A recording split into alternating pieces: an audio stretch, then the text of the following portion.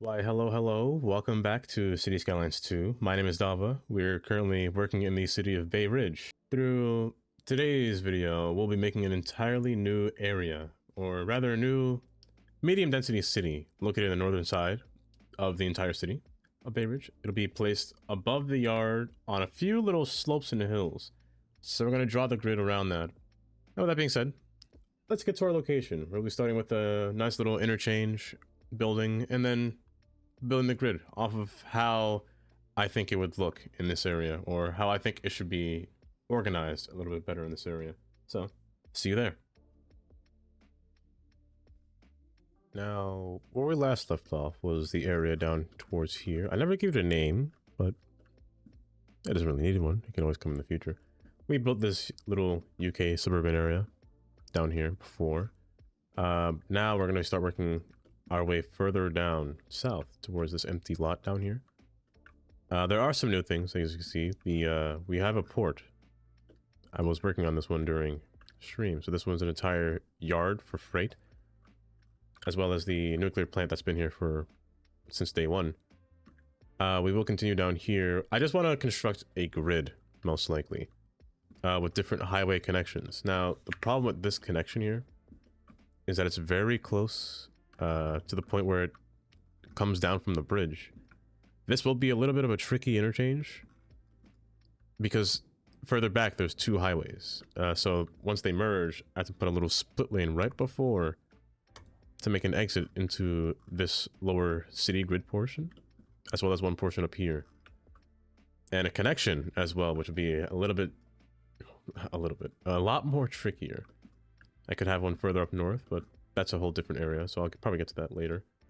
But I mostly want to focus on the landscape down here. We're going to make this into a medium density like city area. So the grid will be rather a lot of roads, but not too many. I don't want to try to make them all too straight, too linear. I want to at least make some roads go diagonal, some roads curve. There is a grid or a contour difference here, which is quite drastic. So this is going to be nice to play around with. So, with that being said, let's begin.